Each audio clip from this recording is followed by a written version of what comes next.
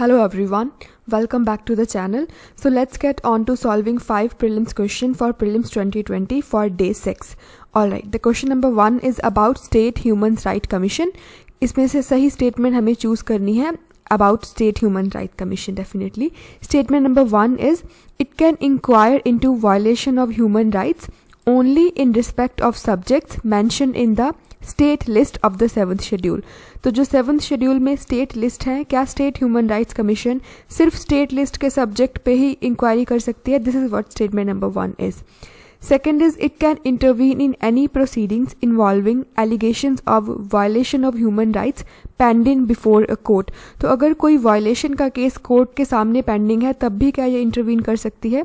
So try to think it through and try to come up with the right answer. And options are either way simple, 1 only, 2 only, both or neither. And answer here is definitely only second statement is correct. So indeed, even if a violation of human rights is pending before a court, a case regarding violation is pending before a court, still State Human Rights Commission can intervene. ऐसा कुछ limitation नहीं है इसकी power पे, but statement number 1 is wrong because here we are talking about only state list subjects, but in case of State Human Rights Commission, it can intervene even in cases of concurrent list subject, क्योंकि concurrent list में जितने भी subjects हैं उनमें state भी intervene कर सकता है, सेंटर भी, और स्टेट मतलब एक स्टेट का बॉडी जो कि state human rights commission. So just because we have written only word here, that is making it wrong. So that's it. This is our explanation right here that a state human rights commission can intervene in the subjects that are there in the state list as well as in the concurrent list. That's it. So let's move on to the question number 2, which is again very simple. In which of the following cases did the Supreme Court hold that the harmony and balance between fundamental rights and DPSPs is an essential feature of the basic structure of the Constitution?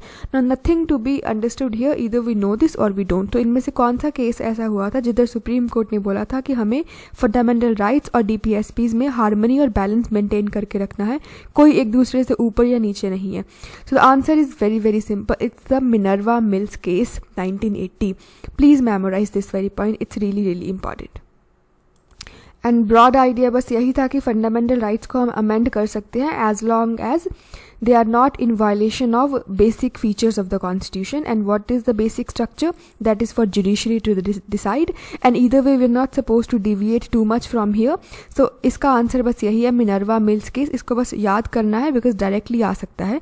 So harmony and balance between DPSPs and fundamental rights as per Minerva Mills case 1980. That's it.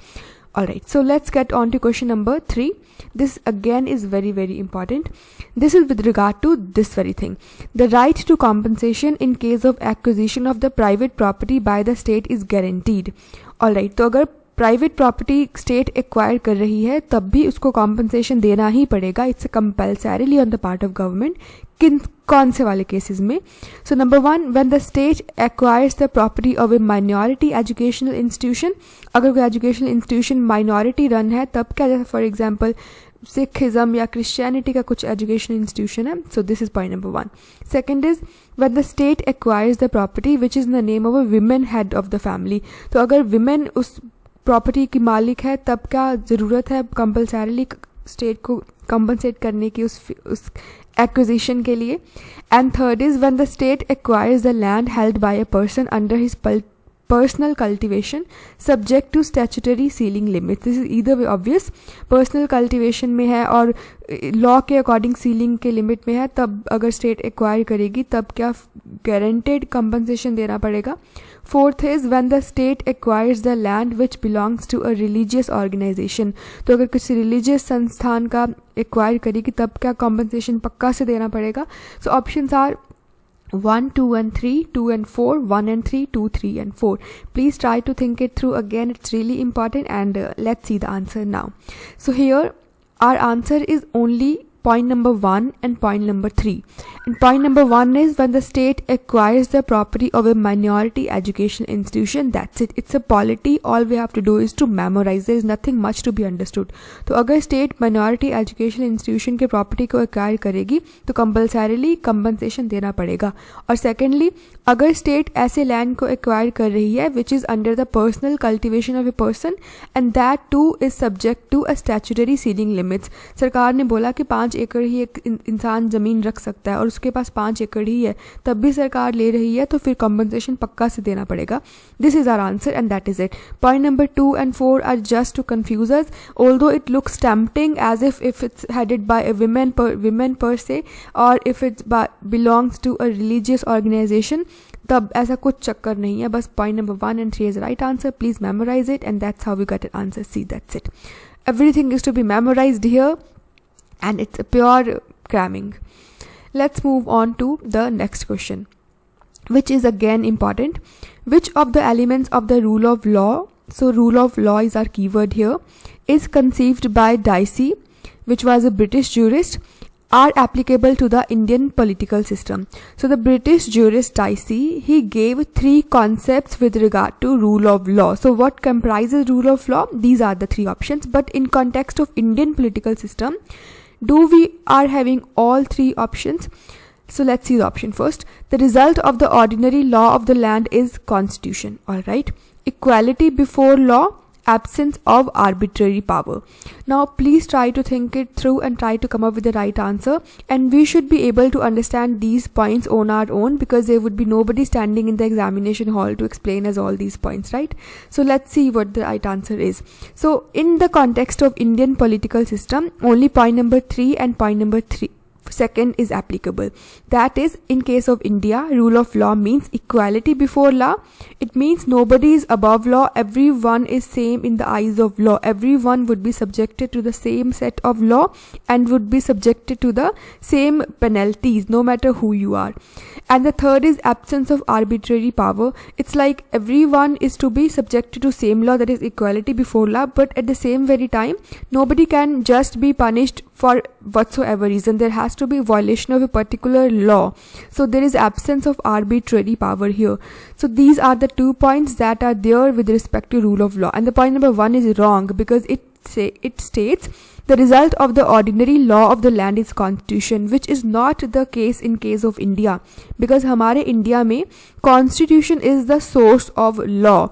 Constitution is something that gives rise to law and it's not the other way around. Statement 1 बोल रहा है कि constitution result है law का, but in case of India, laws are the result of constitution. Constitution is the source of law. That's it. So पहला statement तो गलत हो गया.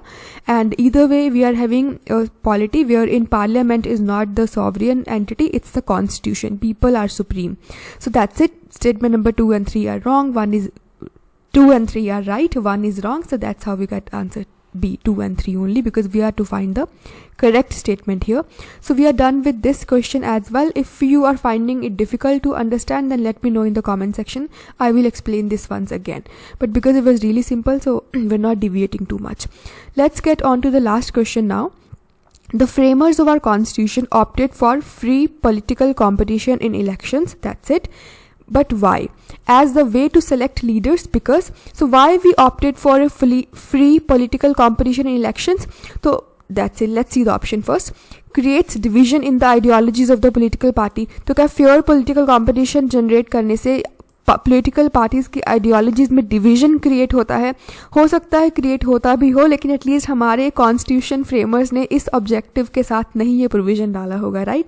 There has to be something good about their being a free political competition. That was the very reason framers chose to have this very provision. So option A cannot be the case. It is giving a negative sense. Option B is it can fulfill the desire of any political party to be in power. It can definitely, but then again it's something negative, and why would constitution makers be going for a negative provision, right? C is it ensures free and ethical means to win an elections. We really cannot be sure of this very thing, that ethics and fairness is there if we are opting for a free political competition. So let's see the option number D either way. पहला और second तो गलत हो गया, अब third देखते हैं सही है कि नहीं, बट डी भी पढ़ते हैं पहले. It provides incentive to the political parties to voice the concern of the people. Absolutely correct. C तो बिल्कुल भी अच्छा नहीं लग रहा, मतलब how can it be so fair and ethical by default, right? So D from among all these options, D is the most probable, most logical one.